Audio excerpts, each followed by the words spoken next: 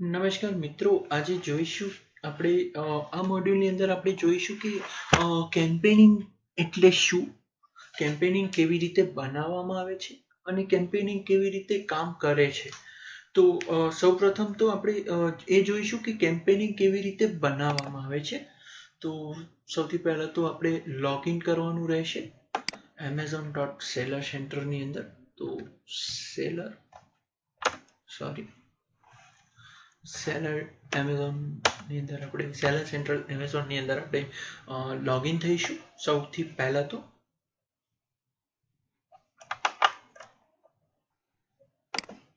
આપણે લોગિન થઈશું એની અંદર.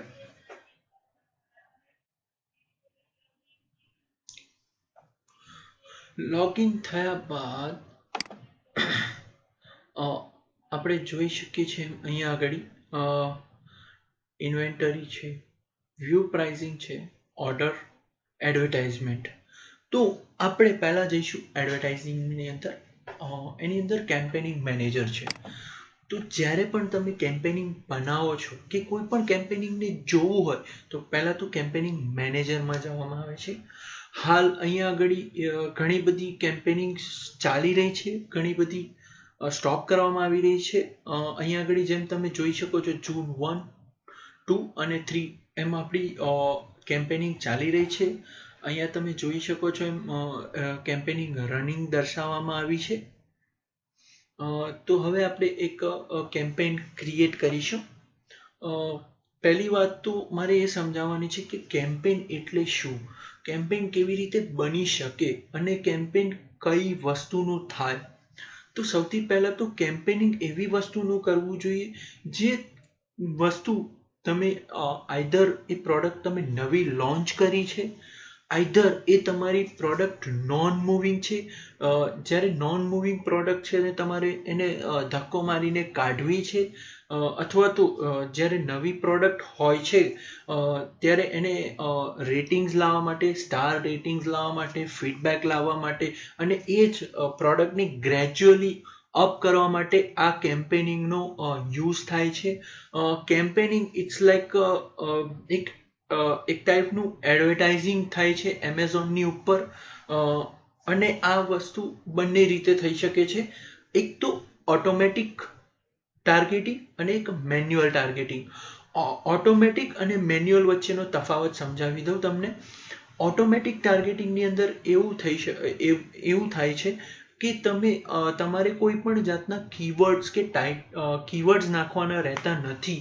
એમેઝોન એની જાતે જ એ લોકો જુદા જુદા કીવર્ડ્સ જે સર્ચ ટર્મ હોય છે એની રીતે જ સર્ચ ટર્મની અંદરથી જ એ કીવર્ડ શોધી અને જો એ કીવર્ડ જો આપણી પ્રોડક્ટને લાગે વળગતા હોય, એટલે કે જો એ આપણા માટે હોય એ કીવર્ડ, તો એ આપણી પ્રોડક્ટ એને ફર્સ્ટ પેજ, સેકન્ડ પેજની અંદર એ બતાવવામાં આવે છે. એની ઉપર સ્પોન્સર કરીને લખવામાં આવે છે કે એ પ્રોડક્ટ સ્પોન્સર કરેલી છે, એટલે કે એ પ્રોડક્ટનું કેમ્પેનિંગ ચાલી રહ્યું છે. હવે મેન્યુઅલ કેવી રીતે થાય છે હું તમને બતાવી દઉં છું અહીંયા કેવી રીતે થાય છે. એની પહેલાં સમજી લઈએ કે મેન્યુઅલી કેવી રીતે થાય છે.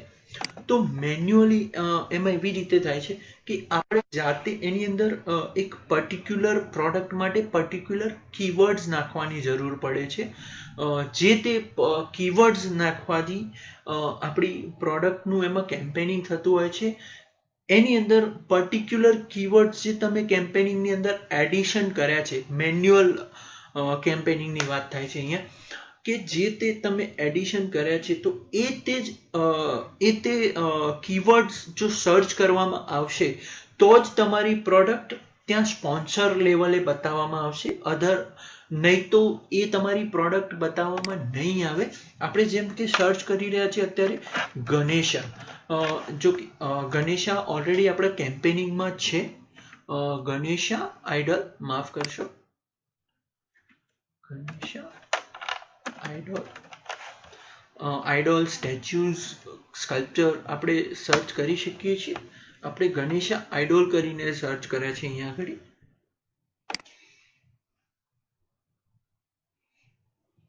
તમે અહીંયા જોઈ શકો છો અલગ અલગ ગણેશા અહીંયા બતાવવામાં આવ્યા છે. હાલ આપણા ગણેશા તો અહીંયા નથી, પણ તમને બતાવી દઉં કે અહીંયા આગળ સ્પોન્સર્ડ પ્રોડક્ટ લખેલી છે. આ વસ્તુનો મતલબ એવો થાય છે કે અહીંયા આગળ આ સ્પોન્સર પ્રોડક્ટ છે જેની અંદર કેમ્પેનિંગ ચાલી રહ્યું છે. કપાસી આની અંદર તમે જોઈ રહ્યા છો કે કપાસી હેન્ડીક્રાફ્ટના ગણેશા મૂકવામાં આવ્યા છે.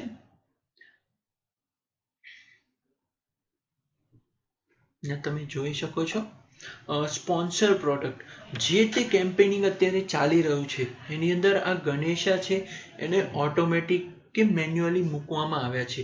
જ્યારે તમે સર્ચ કરશો કે ગણેશા આઈડોલ, એ તે સમયે તમને આ ગણેશાની મૂર્તિ અહીંયા ફર્સ્ટ પેજ ઉપર એઝ અ સ્પોન્સર બતાવવામાં આવશે. એ સ્પોન્સરની અંદર તમારે એક સર્ટન ચાર્જીસ લાગે છે. 1 રૂપિયો, 2 રૂપિયા, 3 રૂપિયા, 5 રૂપિયા, 15, 20, 25, જે તે આપણે લિમિટેશન સેટ કરીશું એ પ્રમાણે એ લોકો ચાર્જીસ લેશે. પણ એની અંદર એ રીતે હોય છે કે જે સૌથી હાયર બીડ હશે એ જે તે કેમ્પેનની, જેમ કે ગણેશા માટે મેં 10 રૂપિયાની બીડ રાખી છે, પણ કોઈ માણસે એ જ વસ્તુની એ જ કેમ્પેનિંગની બીડ 5 રૂપિયા રાખી છે, તો એ બીડનો ચાર્જ ભલે મેં 10 રૂપિયા રાખ્યો છે પણ એનો ચાર્જ મને 5.1 પૈસો લાગશે કે 5.10 પૈસા લાગશે. અને આ સ્પોન્સર ચાલતું રહેશે. એની અંદર એક સર્ટન લિમિટ આપવામાં આવે છે એવરી ડેની. પર ડે તમારે લિમિટ આપવામાં આવે છે. અહીંયા તમે જોઈ શકશો ડેલી બજેટ લિમિટ. એની અંદર ડેલી બજેટની અંદર લિમિટેશન આપવામાં આવી છે કે 100 રૂપીસ સુધી હું સ્પેન્ડ કરી શકું છું. જેવા તમારા એ ડેલીના 100 રૂપીસ, જે તમારું ડેલી બજેટ છે એ પૂરું થઈ જશે, એ ઓટોમેટિકલી સ્ટોપ કરી દેવામાં આવશે, એટલે કે બંધ કરી દેવામાં આવશે. અહીંયા તમે જોઈ શકો છો કે મેં ડિફોલ્ટ બીડની અંદર 1 રૂપિયો રાખવામાં આવે છે. એટલે કે હવે આનાથી કોઈ નીચી બિડિંગ વાળો હશે, જેમ કે 50 પૈસા, જો કે 50 પૈસા તો નથી હોતા, મિનિમમ 1 રૂપિયો બિડિંગ હોય છે. તો જેને પણ 50 પૈસા બિડિંગ કરી હશે તો મને જે તે સમયે મારા ચાર્જીસની અંદર 0.51 એટલે કે 51 પૈસા મને ચાર્જીસ લાગશે. અને એની અંદર એ મને એ રીતે ચાર્જીસ કરવામાં આવશે. એ પૂરા દિવસની અંદર 24 કલાકની અંદર એક ગ્રેજ્યુઅલી એમેઝોનની પોતાની સાયકલ ચાલતી હોય છે, જે તે સપ્લાયર વાઇઝ એમની સાયકલ ચાલતી હોય છે. જે હાયર બીટ કરે છે એમનું પહેલા પ્રેફરન્સ લેવામાં આવે છે, એના પછી લો, એ રીતે 1 to 100, 100 to 1 એ રીતે લેવામાં આવે છે. અને એના એ રીતે કેમ્પેનિંગ કરવામાં આવે છે. અને જે તે સમયે ઇવન જો એ પર્સન આપણી પ્રોડક્ટ નથી પણ પરચેસ કરતો, પણ જો એની ઉપર ક્લિક કરે છે તો પણ આપણને એ વસ્તુના ચાર્જીસ લાગી જાય છે.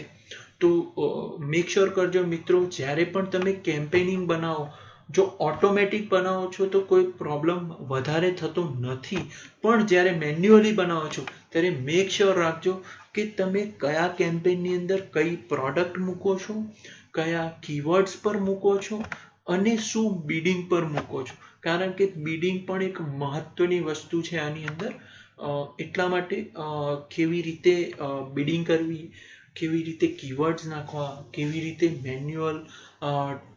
મેન્યુઅલ કેમ્પેનિંગ બનાવવું, કેવી રીતે ઓટોમેટિક કેમ્પેનિંગ બનાવવું, એ હું તમને નેક્સ્ટ મોડ્યુલની અંદર સમજાવીશ. અને આ વિડીયો અહીંયા જ સમાપ્ત કરું છું. મને આશા છે કે તમને કેમ્પેનિંગ વિશે સારી એવી માહિતી મળી ગઈ છે. Thank you very much for watching this video.